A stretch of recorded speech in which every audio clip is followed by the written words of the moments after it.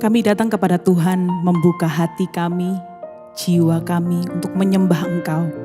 Kami percaya sementara kami menaikkan pujian kami Tuhan, Engkau disenangkan. Terpujilah namamu, hati kami bagimu.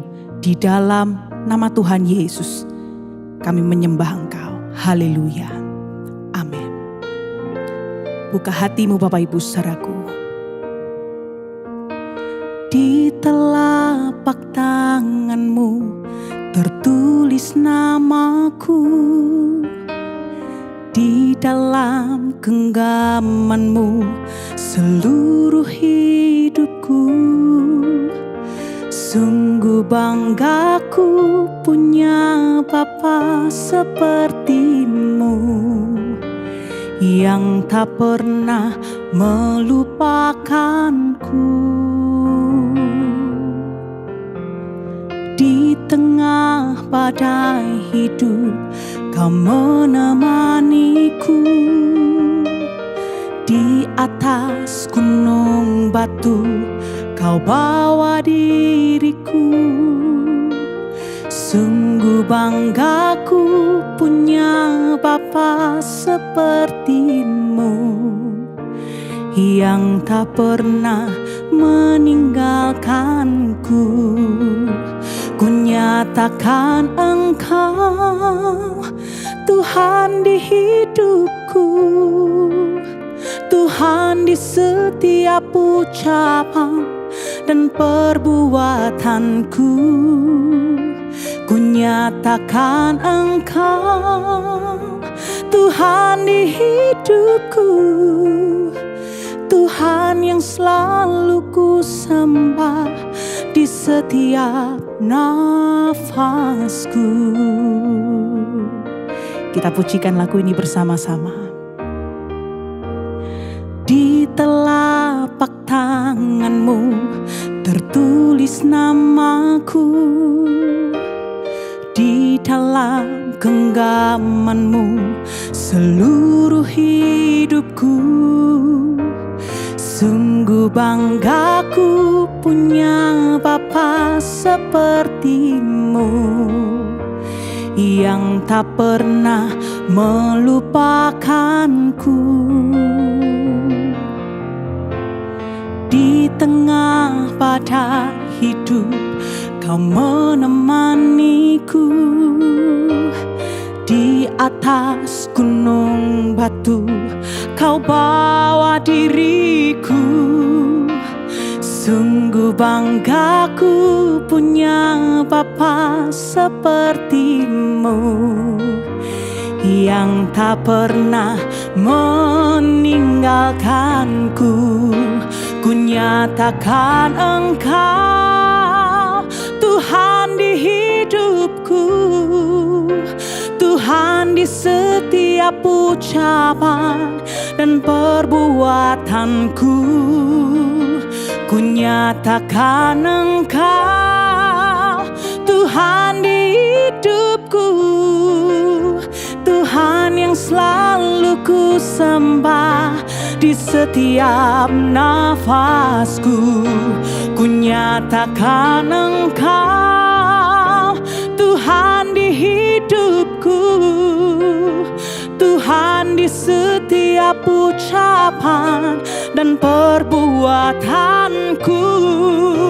Ku nyatakan Engkau Tuhan di hidupku, Tuhan yang selalu ku sembah di setiap nafasku.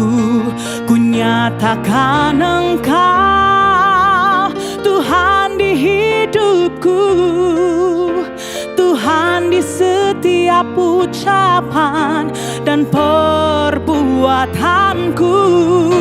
Ku nyatakan Engkau Tuhan di hidupku, Tuhan yang selalu ku sembah di setiap nafasku. Angkat kedua tanganmu tinggi. Ku nyatakan Engkau Tuhan di hidupku, Tuhan, di setiap ucapan dan perbuatanku, ku nyatakan Engkau Tuhan di hidupku. Tuhan yang selalu ku sembah di setiap nafasku. Tuhan yang selalu ku sembah di setiap nafasku. Tuhan yang selalu ku sembah di setiap nafasku.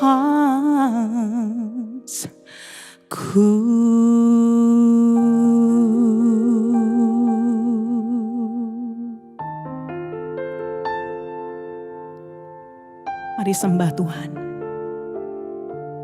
Mari sembah Dia. Kami sembah Kau Tuhan. Kami tinggikan Engkau. Oh, kami besarkan nama-Mu Tuhan. Ya, biar lidah bibir kami memuji-Mu, biar hati kami menyembah-Mu, biar Kau disenangkan dengan pujian, dengan sembah kami Tuhan.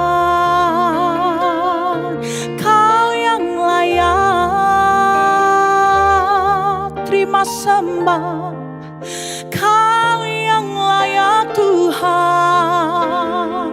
Terima pujian dan syukur, sebab Kau yang layak. Oh, kami tinggikan Tuhan, kami besarkan Tuhan. Oh, Engkau Tuhanku, Engkau Allahku, Engkau Rajaku. Layaklah Kau disembah, layaklah Kau dipuji. Ini hati kami Tuhan, ini sembah kami.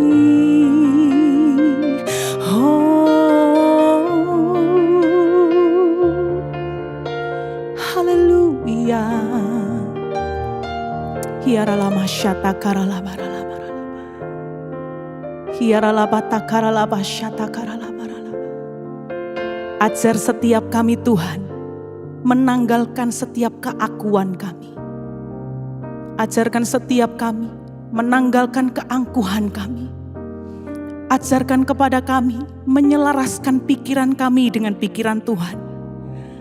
Ajarkan setiap kami menyelaraskan perasaan kami dengan perasaan Tuhan. Bahkan ajarkan setiap kami Tuhan menyelaraskan kehendak kami dengan kehendak Tuhan.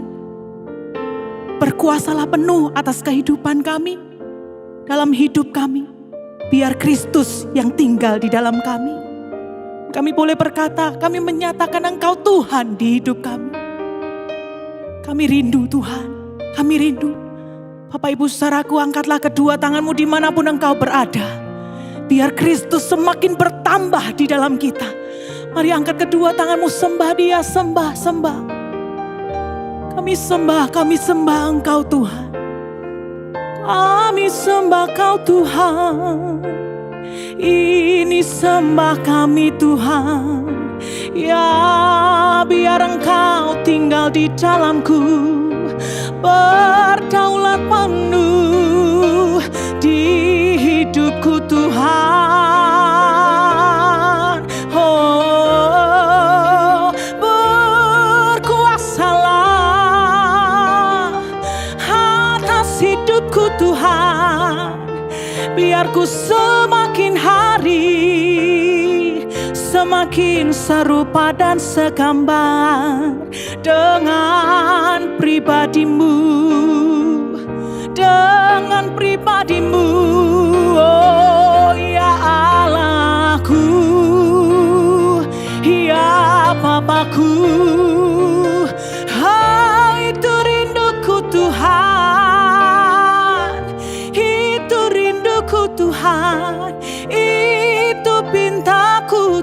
Tuhan, mampukan kami Yesus, mampukan kami Tuhan, mampukan kami Tuhan. Semakin hari semakin diperbaharui, semakin hari semakin serupa dengan Engkau Tuhan. Kami tahu itu enggak mudah, tapi kami percaya Tuhan Yesus memampukan setiap kami. Biar kami berkata, kami semakin berkurang dan Tuhan yang semakin bertambah di dalam kami. Terima kasih Tuhan, terima kasih. Terima kasih Tuhan. Bapak Ibu saudaraku, bukalah kedua tanganmu bersama-sama seperti ini. Satu kali lagi sembah Tuhan. Hina mata karalaba syata karalabara labara labara labara labara labara labara. Hina mata karalaba syata karalabara labara labara labara labara labara. Biar Kristus semakin bertambah di dalammu. Hina mata karalama syata karalabara labata karalayara labara labara labara. Biar Yesus semakin bertambah di dalam hidup kita. Hina mata karalaba syata karalabara labara labata karalabasi kiriara lama yara lama yara lamo. Hina masyana karalaya syanara lamo. Oh, tinggal di dalamku Tuhan. Oh, lebih lagi tinggal di dalamku Tuhan. Berdaulat atas hidupku, kuasai hidup kami. Biar semakin hari semakin senangkan-Mu Tuhan. Terima kasih Tuhan. Terima kasih Tuhan. Engkaulah Tuhan. Engkaulah Raja, berdaulat atas hidupku, ku berserah penuh. Lagi katakan Bapak Ibu, Engkaulah Tuhan. Engkaulah Raja, berdaulat atas hidupku, ku berserah penuh. Oh, Engkaulah Tuhan, Engkaulah Raja, berdaulat atas hidupku, ku berserah penuh. Oh,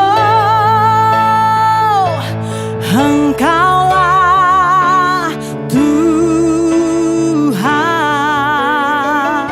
Engkaulah Raja,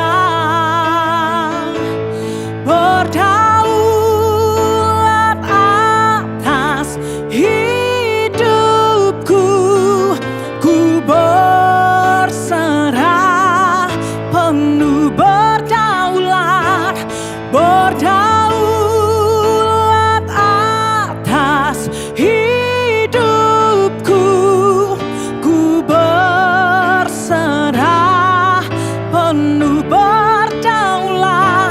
Berdaulat atas hidupku,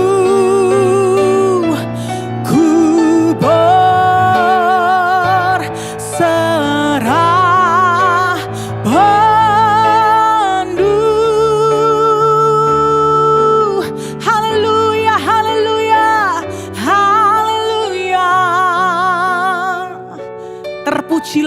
Tuhan kekal untuk selama-lamanya. Biar Engkau semakin bertambah di dalam kami. Di dalam nama Tuhan Yesus, orang-orang yang mengasihi Tuhan, sama-sama kita katakan, amin.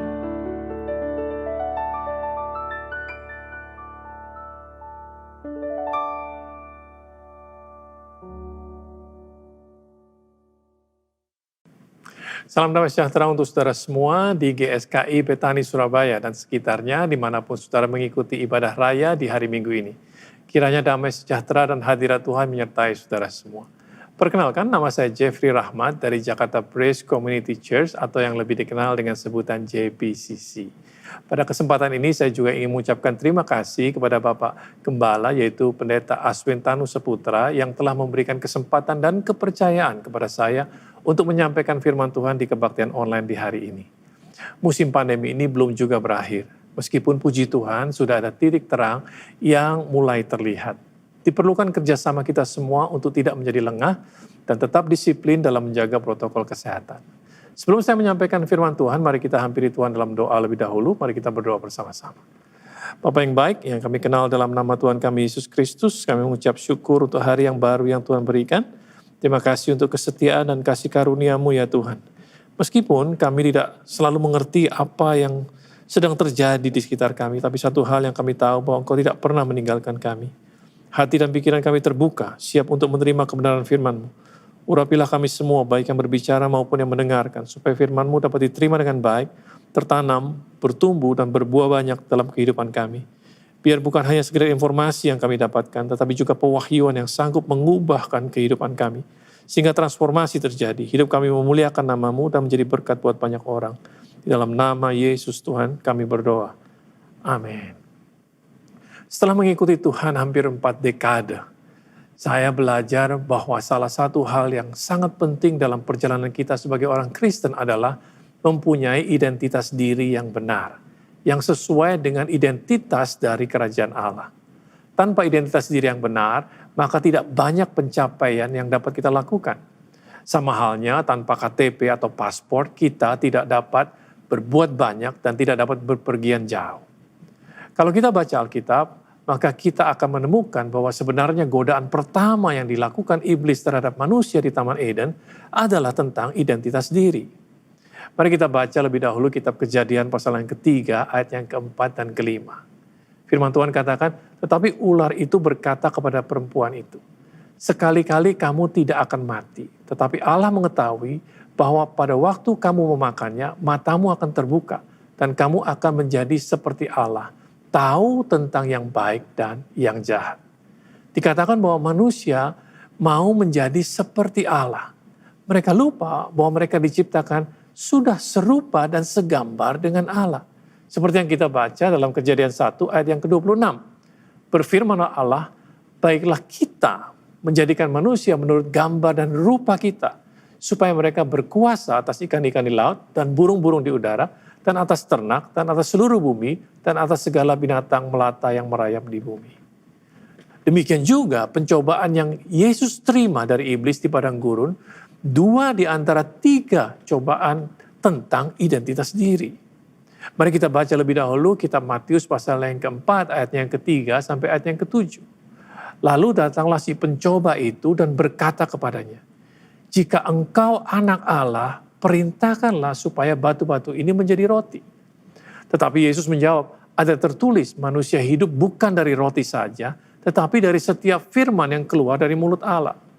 Kemudian iblis membawanya ke kota suci dan menempatkan dia di bubungan bait Allah. Lalu berkata kepadanya, jika engkau anak Allah, jatuhkanlah dirimu ke bawah, sebab ada tertulis, mengenai engkau, ia akan memerintahkan malaikat-malaikatnya, dan mereka akan menatang engkau di atas tangannya, supaya kakimu jangan terantuk kepada batu. Yesus berkata kepadanya, ada tertulis, janganlah engkau mencobai Tuhan Allahmu. Kita lihat, pencobaan yang diterima Yesus adalah tentang identitas diri juga. Namun berbeda dengan manusia pertama, yaitu Adam, Yesus tidak lupa siapa dirinya, bahwa dialah anak Allah. Kita lihat dari sejak awal, iblis ingin sekali untuk mengacaukan identitas diri kita. Sebab iblis tahu bahwa kalau kita mempunyai identitas diri yang benar, maka kita dapat melakukan perkara-perkara besar yang Tuhan mau kita lakukan. Karena identitas diri itu ibaratnya sebuah password atau PIN. Kalau benar yang dimasukkan, maka semua akses akan terbuka. Apa sih identitas diri? Identitas diri adalah cara kita memandang diri kita sendiri. Identitas diri adalah cara kita memandang diri kita sendiri. Amsal 23 ayat yang ke-7a katakan, sebab seperti orang yang membuat perhitungan dalam dirinya sendiri, demikianlah ia. Jadi yang penting bukan bagaimana orang lain memandang kita, tetapi bagaimana cara kita memandang diri kita sendiri. Karena orang lain belum tentu mempunyai cara pandang yang benar tentang diri kita. Apalagi kalau mereka tidak mengenal kita dengan baik. Hal yang sama terjadi kepada Yesus. Kita bisa baca dari Matius pasal yang ke-16 ayat yang ke-13 sampai ayat yang ke-17. Dikatakan setelah Yesus tiba di daerah Kaisaria Filipi, ia bertanya kepada murid-muridnya. Kata orang, siapakah anak manusia itu? Jawab mereka, ada yang mengatakan Yohanes Pembaptis, ada juga yang mengatakan Elia, dan ada pula yang mengatakan Yeremia atau salah seorang dari para nabi. Lalu Yesus bertanya kepada mereka, tetapi apa katamu, siapakah aku ini? Maka jawab Simon Petrus, engkau adalah Mesias, anak Allah yang hidup. Kata Yesus kepadanya, berbahagialah engkau Simon bin Yunus, sebab bukan manusia yang menyatakan itu kepadamu, melainkan Bapa-Ku yang di surga. Kita lihat di zaman itu pun banyak orang yang salah persepsi tentang siapa Yesus. Tetapi Yesus tidak mempermasalahkan hal tersebut. Yang penting dia tahu siapa dirinya. Demikian juga dengan murid-muridnya. Dan selama cara pandang kita tentang diri kita sendiri benar, maka kita tidak mudah untuk digoyahkan. Mari kita lihat salah satu perumpamaan yang terkenal yang Yesus berikan dalam Lukas pasal yang ke-15 ayat yang ke-11 sampai ayat yang ke-24 tentang anak yang terhilang. Yesus berkata lagi dalam ayat yang ke-11, dikatakan, ada seorang mempunyai 2 anak laki-laki. Kata yang bungsu kepada bapaknya, Bapa, berikanlah kepadaku bagian harta milik kita yang menjadi hakku. Lalu ayahnya membagi-bagikan harta kekayaan itu di antara mereka.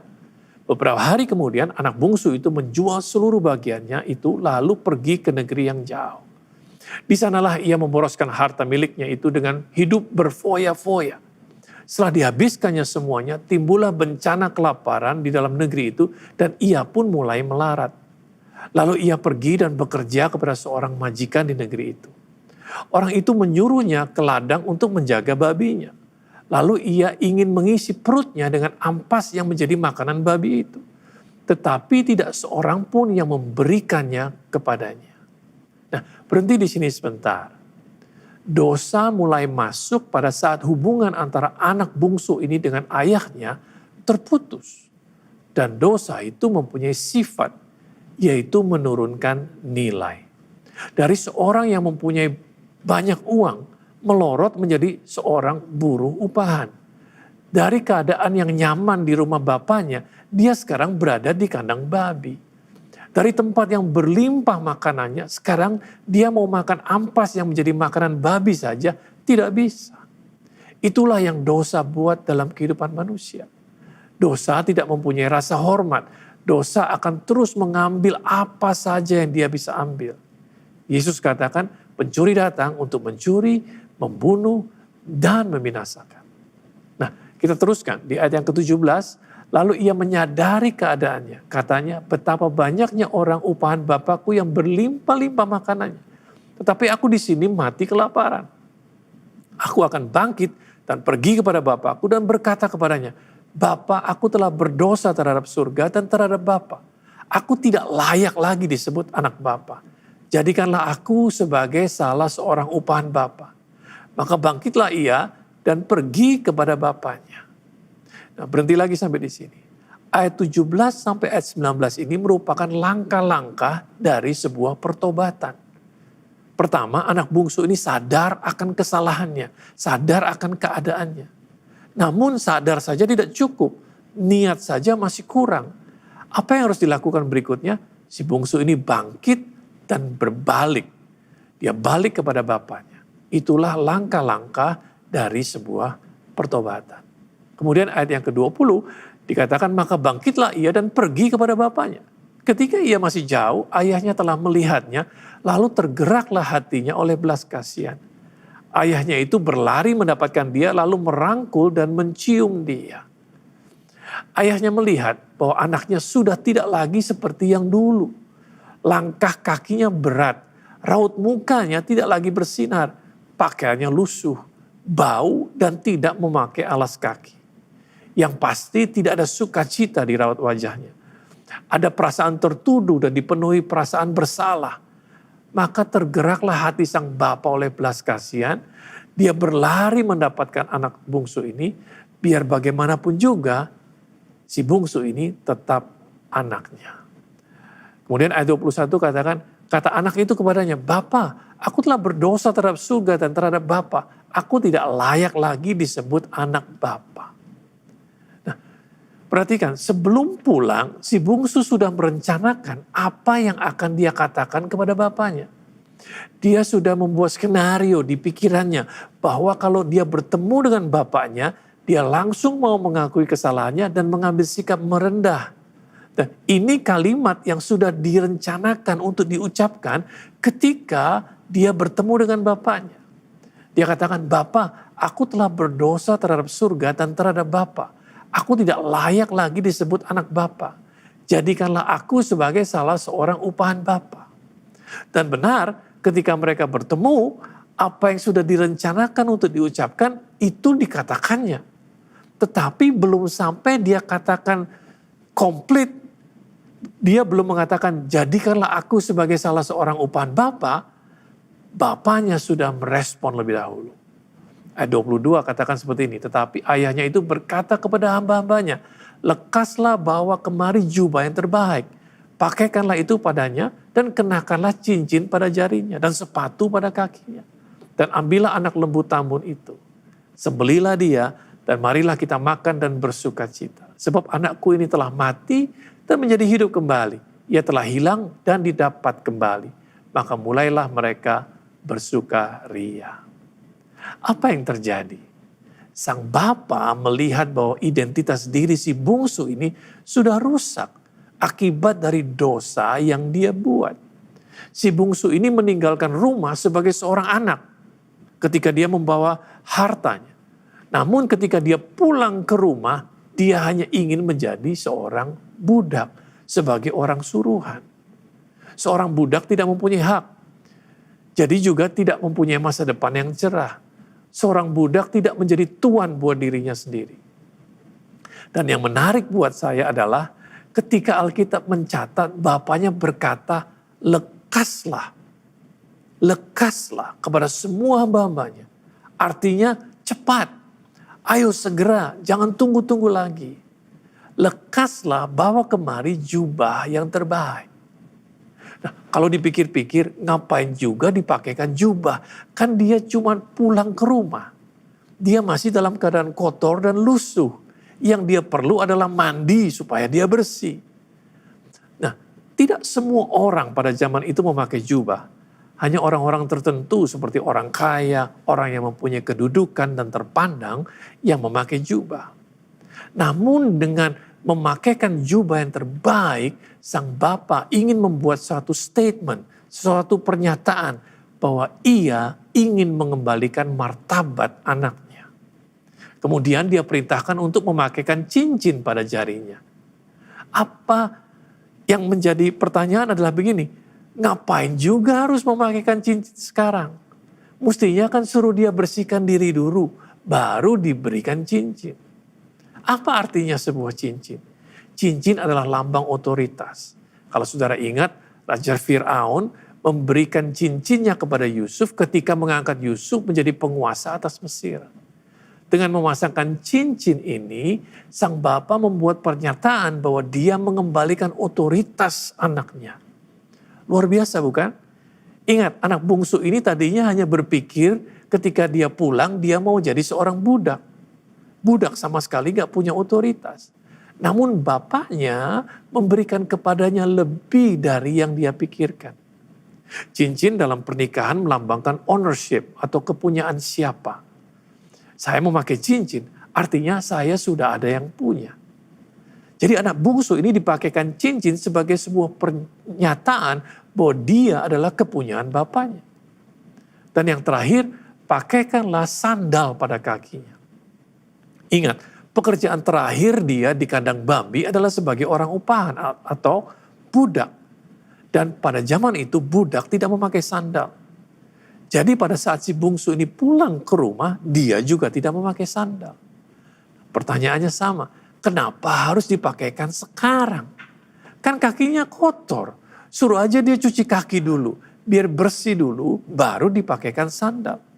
Namun dengan memakaikan sandal, berarti bapaknya ingin membuat suatu pernyataan bahwa dia mengembalikan status dan hak si bungsu dari seorang budak menjadi seorang anak.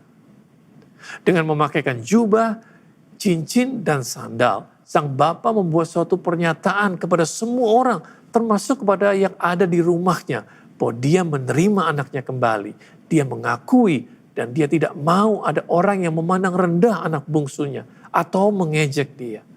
Sekaligus juga membuat suatu statement kepada si bungsu bahwa di rumah ini kamu tetap anakku. Kamu mempunyai otoritas dan hak sebagai seorang anak. Perumpamaan ini bukan hanya berkisah tentang pertobatan anak atau si bungsu, tetapi juga tentang kasih seorang bapa yang tanpa syarat dengan menerima, mengampuni, mengasihi, dan memulihkan identitas diri anaknya. Demikian juga yang anak dibuat bapa, demikian juga dibuat oleh Bapa kita di surga terhadap setiap orang yang bertobat dan berbalik kepadanya.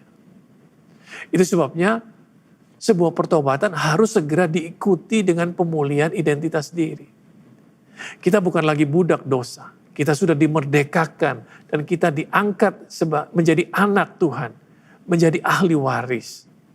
Dengarkanlah firman Tuhan ini. Yohanes 1 ayat yang ke-12. Tetapi semua orang yang menerimanya diberinya kuasa supaya menjadi anak-anak Allah, yaitu mereka yang percaya dalam namanya. Roma pasal yang ke-8 ayat yang ke-17 katakan, dan jika kita adalah anak, maka kita juga adalah ahli waris. Maksudnya orang-orang yang berhak menerima janji-janji Allah, yang akan menerimanya bersama-sama dengan Kristus. Yaitu jika kita menderita bersama-sama dengan dia, supaya kita juga dipermuliakan bersama-sama dengan dia. Memang pada kenyataannya kita semua pernah atau bahkan masih bergumul dengan identitas diri. Meskipun kita sudah menerima Yesus dan bertobat, tetapi kita masih memakai identitas yang lama. Akibatnya mimpi kita rendah. Seperti layaknya seorang upahan, kita sering merasa kurang, merasa tidak mampu untuk berkontribusi, tidak mampu untuk memberi, sebab kita selalu berpikir bahwa kita tidak punya apa-apa. Dan seringkali kita memposisikan diri sebagai korban, bukan sebagai seorang pemenang. Ketika kita diminta melakukan perkara besar, biasanya kita langsung menciut, merasa kecil, merasa tidak mampu, merasa tidak layak, tidak pantas, merasa tidak bisa apa-apa. Dan itulah ciri-ciri dari identitas yang belum diperbaharui. Itu sebabnya hari ini kita perlu mengerti bahwa barang siapa berada di dalam Kristus, dia adalah ciptaan yang baru. Seperti yang tertulis dari 2 Korintus pasal yang ke-5 ayat yang ke-17. Jadi siapa yang ada di dalam Kristus, ia adalah ciptaan baru. Yang lama sudah berlalu, sesungguhnya yang baru sudah datang. Mengapa kita semua bergumul dengan identitas diri? Roma pasal yang ketiga ayat 23 katakan, karena semua orang telah berbuat dosa dan telah kehilangan kemuliaan Allah. Seperti yang sudah saya katakan tadi, bahwa dosa sifatnya mengurangi nilai dan mengakibatkan manusia kehilangan gambar diri yang sebenarnya seperti yang pada mulanya Tuhan ciptakan. Padahal dari identitas diri inilah kita mendapatkan yang namanya harga diri. Apa itu harga diri? Harga diri adalah nilai yang kita letakkan atas diri kita sendiri. Dan Dari nilai yang kita letakkan atas diri kita sendiri menentukan bagaimana orang lain memperlakukan kita. Jadi, kalau kita tidak suka bagaimana kita diperlakukan oleh kebanyakan orang, jangan marah lebih dahulu. Lebih baik kita periksa diri lebih dahulu. Jangan-jangan memang kita menaruh harga yang rendah atas diri kita sendiri. Sehingga tidak heran kalau banyak orang menganggap kita rendah dan memperlakukan kita secara sembarangan. Kalau kita tidak mempunyai harga diri yang sehat, maka kita akan kesulitan dalam mengenali arti kehidupan. Dan juga kesulitan untuk mengenali tujuan hidup. Orang-orang hebat di Alkitab pun bergumul dengan identitas diri. Dan sebelum mereka dapat melakukan rencana Tuhan dalam hidup mereka, Tuhan harus berurusan lebih dahulu dengan gambar diri mereka. Beberapa contoh yang saya bisa berikan, khususnya tentang Musa dalam kitab Keluaran pasal yang ketiga ayat yang ke-9 sampai 11. Dikatakan, sekarang seruan orang Israel telah sampai kepadaku, juga telah kulihat betapa kerasnya orang Mesir menindas mereka. Jadi sekarang pergilah, aku mengutus engkau kepada Fir'aun untuk membawa umatku, orang Israel, keluar dari Mesir. Di sini Tuhan sedang memberitahukan kepada Musa apa yang menjadi kehendaknya. Namun bagaimana Musa bereaksi? Di ayat yang ke-11 katakan, tetapi Musa berkata kepada Allah, siapakah aku ini? Maka aku akan menghadapi Fir'aun dan membawa orang Israel keluar dari Mesir. Sepertinya Musa kesulitan untuk mempercayai tujuan hidup yang Tuhan sudah siapkan untuk dia. Meskipun Tuhan sendiri yang memberitahu, tetapi Musa kesulitan untuk percaya. Saya tahu bahwa beberapa tahun belakangan ini banyak sekali pelajaran tentang tujuan hidup atau the purpose of God. Banyak orang, terutama anak-anak muda, ingin tahu apa sih tujuan hidup yang Tuhan punya buat mereka. Alasan mereka adalah karena mereka tidak mau hidup sia-sia. Well, itu semua baik, tetapi saya harap sekarang saudara mengerti bahwa ada yang lebih mendasar, ada hal yang lebih mendasar dari mengenali tujuan hidup yang Tuhan punya buat kita, yaitu membangun identitas diri yang benar. Bagaimana sebenarnya cara Musa memandang dirinya sendiri? Kita mendapatkannya dalam kitab Keluaran pasal yang keempat ayat yang ke-10 sampai 13. Lalu kata Musa kepada Tuhan, Tuhan, aku ini tidak pandai bicara, dahulu pun tidak, dan sejak engkau berfirman kepada hamba-hambamu pun tidak. Aku berat mulut dan berat lidah. Tetapi Tuhan berfirman kepadanya, siapakah yang membuat lidah manusia? Siapakah yang membuat orang bisu atau tuli? Membuat orang melihat atau buta. Bukankah aku yakni Tuhan? Oleh sebab itu pergilah, aku akan menyertai lidahmu dan mengajar engkau apa yang harus kau katakan. Tetapi Musa berkata, Tuhan, utuslah kiranya siapa saja yang patut kau utus. Kita lihat bagaimana repotnya Tuhan meyakinkan Musa akan kemampuan dirinya sendiri. Musa bahkan berani membantah Tuhan yang menciptakan dia. Bukankah hal yang sama sering kita lakukan? Kita lihat betapa kuatnya identitas diri yang keliru melekat pada diri Musa, sehingga menghalangi Tuhan untuk melakukan rencananya. Namun saya senang bahwa Tuhan kita tidak pernah menyerah. Dia terus menolong Musa supaya Musa dapat memulihkan gambar dirinya, memandang dirinya dengan benar, sesuai dengan cara Tuhan memandang dia. Itu sebabnya kita perlu mengubah cara kita berpikir tentang siapa diri kita di hadapan Tuhan. Sehingga kita dapat mengenali dan menjalankan rencana Tuhan. Sebab percuma saja kita mau mengerti rencana Tuhan kalau kita belum mempunyai identitas diri yang benar. Karena rencana Tuhan buat kita itu selalu besar. Dan kelihatan seolah-olah berada di luar jangkauan kita. Itu sebabnya dibutuhkan iman untuk mengenapinya. Karena dengan kekuatan kita sendiri, kita tidak akan mampu untuk melakukannya.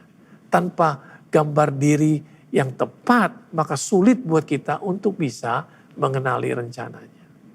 Yang berikutnya, gambar diri yang salah akan menghalangi kita untuk dapat menikmati janji Tuhan. Contoh yang sangat jelas terjadi ketika bangsa Israel disuruh Tuhan mengutus para pemimpin dari setiap suku untuk mengintai tanah perjanjian. 10 orang pemimpin yang pergi mengintai mempunyai identitas yang keliru tentang dirinya sendiri. Yang menyebabkan mereka juga mengambil keputusan yang keliru. Seperti yang kita baca dalam kitab Bilangan pasal yang ke-13 ayat yang ke-33. Dikatakan juga kami lihat di sana orang-orang raksasa, orang enak yang berasal dari orang-orang raksasa. Dan kami lihat diri kami seperti belalang. Perhatikan, dan kami lihat diri kami seperti belalang. Dan demikian juga mereka terhadap kami. Kami melihat diri kami, itulah identitas diri mereka. Dan mereka melihat diri mereka sendiri seperti belalang. Dan karena mereka melihat diri mereka sendiri seperti belalang, maka orang lain juga melihat dan memperlakukan mereka seperti belalang.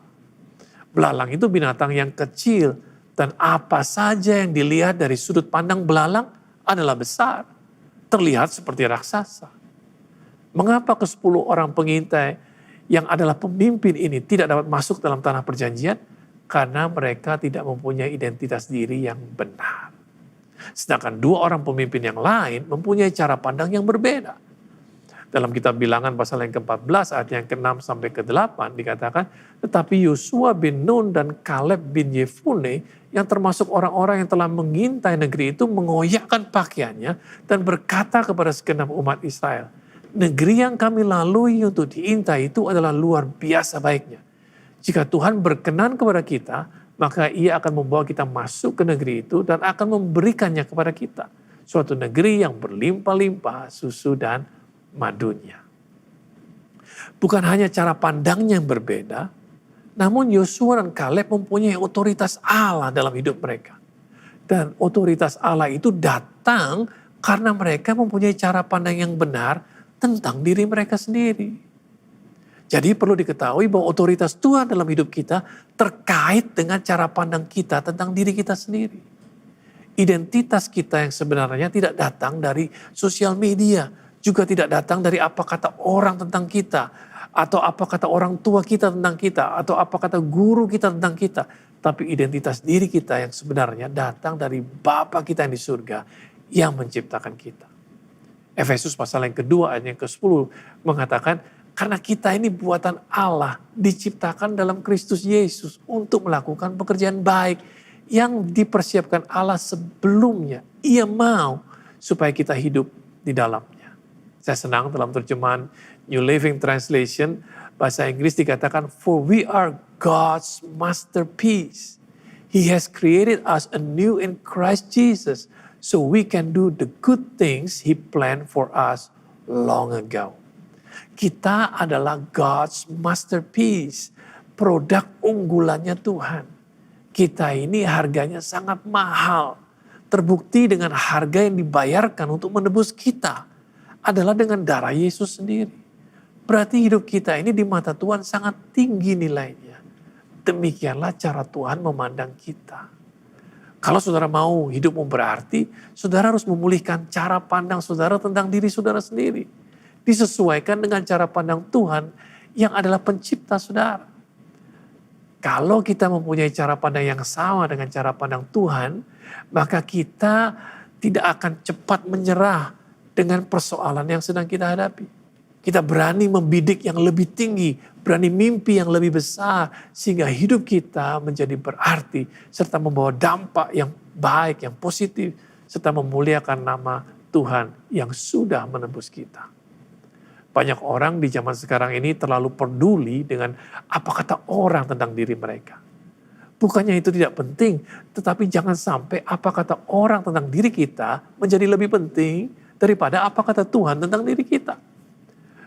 Kalau saya dalam keadaan lemah dan perlu dikuatkan imannya, saya selalu berusaha mengingatkan diri saya sendiri tentang siapa saya di dalam Kristus. Dan apa janji-janji Tuhan dalam hidup saya. Saya biasanya berdiri di depan cermin dan mengatakan kepada diri saya sendiri, I am God's masterpiece. Aku ini produk unggulannya Tuhan. Aku ini ciptaan yang baru. Aku ini diciptakan unik. Kejadianku dahsyat dan ajaib. Aku ini berharga di mata Tuhan. Dan Tuhan sangat mengasihi aku. Aku dibeli dengan sangat mahal.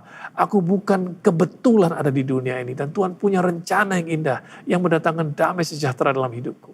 Aku mempunyai masa depan yang cerah dalam Yesus. Segala perkara dapat kutanggung dalam Dia yang memberikan kekuatan kepadaku.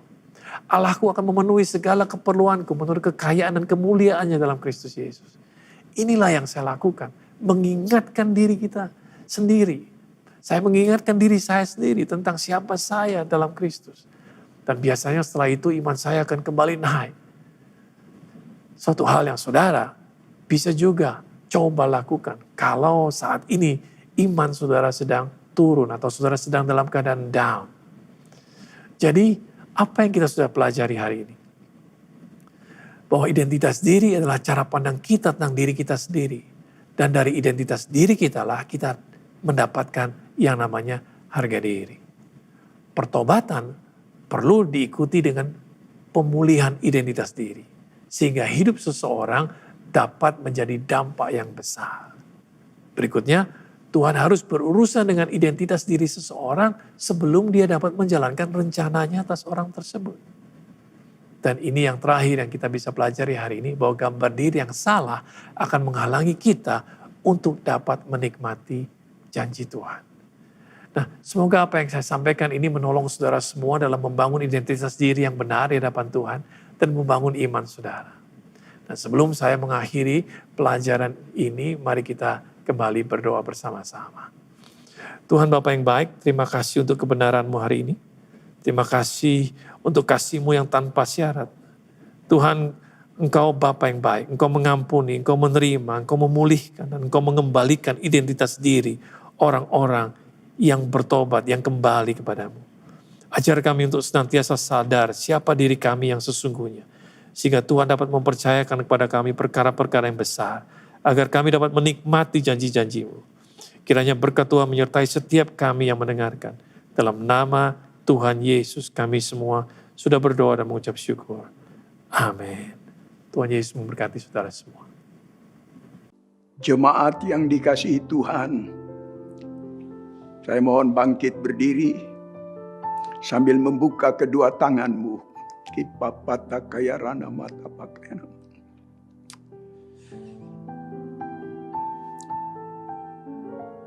Dalam nama Yesus, terimalah anugerah rahmat daripada Aba Bapa, kasih-Nya dalam Yesus, kekuatan kuasa-Nya dalam Roh-Nya yang kudus, turun melimpah atas kita semua, menaungi, membimbing, menyertai, memberkati sepanjang hari ini.